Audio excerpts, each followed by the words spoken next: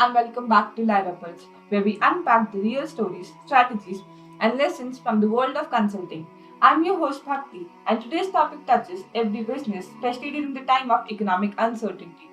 We are diving into the difference between cost optimization and cost cutting, and the fine balance consultants need to strike when helping businesses stay lean without losing their edge.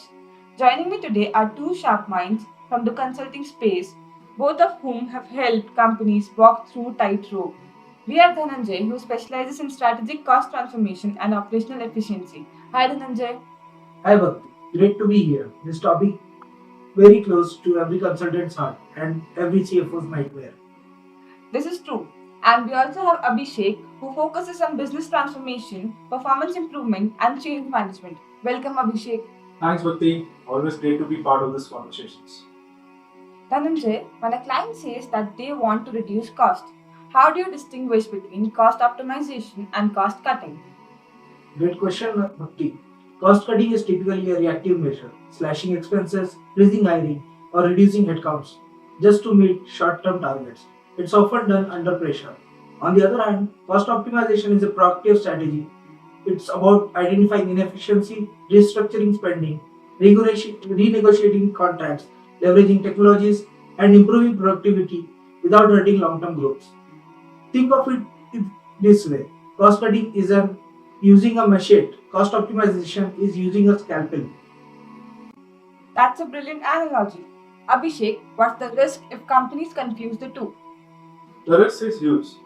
If you treat everything like a cost cutting exercise, you end up harming capabilities, you lose key talent, compromise on quality, and sometimes even damage your brand.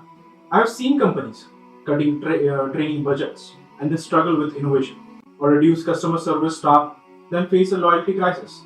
And optimization, on the other hand, is about aligning spending with the value. Now let's dive into the consulting lens. Dhananjay, when you walk into a cost transformation project, where do you begin? Well, Bhakti, we start with the baseline cost assessment. We look at where money is going, both fixed and variable costs, and benchmark them against industry peers. This helps us to identify outliers or inefficiency. Then we align the cost structures with business strategies. For example, if a company's goal is digital expansion, we ensure investments in IT or talent acquisitions are preserved, while trimming less in critical areas. We often use zero-based budgeting, spend cube analysis, and activity-based costing tools to pinpoint where the cost can be optimized without cutting muscles. Sounds thorough. Abhishek, when do you step in? And what does transformation look like? Well, Bhakti, I typically come in when the initial diagnostics are done and it's time to execute change. My focus is on driving behavior and structural transformation. This could be redesigning processes, integrating automation, reworking organization structure, or implementing shared services. But most importantly, it's about change management.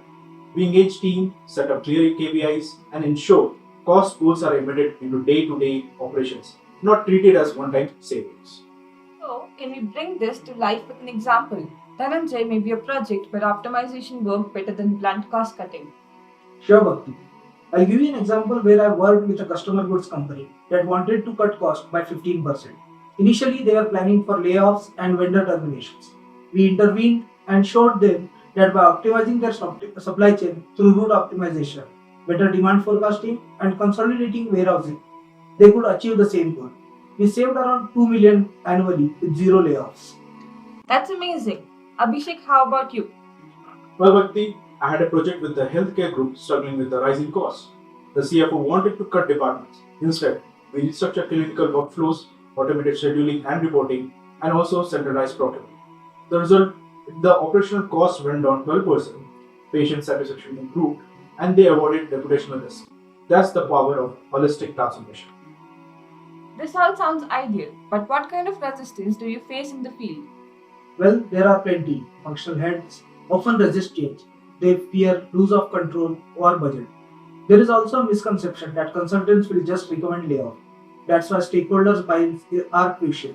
We conduct workshops, show data-backed scenarios, and co-create solutions with clients, not just impose them. And also, don't underestimate culture. If the culture doesn't reward efficiency or accountability, savings won't sustain. That's why I focus a lot on embedding cost consciousness across levels through communication, incentives, and leadership alignment.